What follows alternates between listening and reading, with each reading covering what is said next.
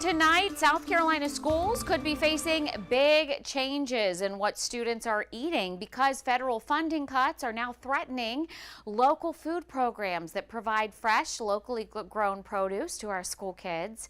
Proposed budget changes could also impact who qualifies for free or reduced lunch. Josie Frost is at the State House with more. Josie.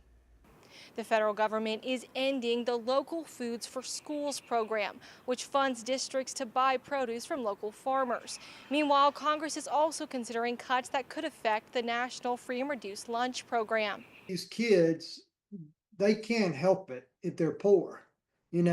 So this is one program where the kids actually benefit. Todd Biedenbow is the executive director of the School Nutrition Association of South Carolina. He says hundreds of thousands of students could be impacted. Under current rules, if 25% of students qualify, the whole district gets free lunch. Proposed changes would raise that to 60%. They were able to use that funds that they were paying for school lunch to go buy more groceries or whatever the case, and now they're going to have to struggle to find money to send for lunch that they haven't had to do if CEP percentages gets changed. The USDA is also ending a $660 million program for local produce. Meg Stanley with Holspire says this hurts both students and farmers. The closer the food is grown and consumed, the better nutritional value, and you're talking about local economic development for our state. Kershaw County is one school district that participates in Local Foods for Schools. The district's nutrition director, Misha Lawyer, said in a statement, quote,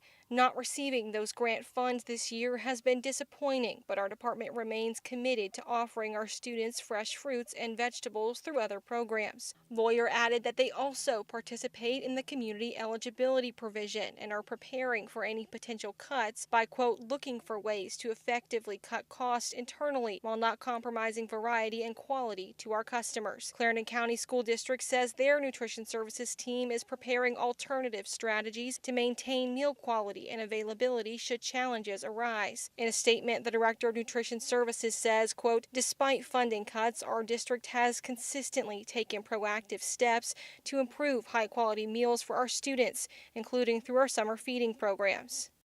Biedenbow says he's hopeful that state lawmakers will pass their own bill to bring in some extra funding, especially for the Local Foods for Schools program.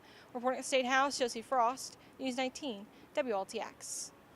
All right, Josie, thanks so much. And News 19 also reached out to the Department of Education for more details on how these changes to these programs might impact specific districts.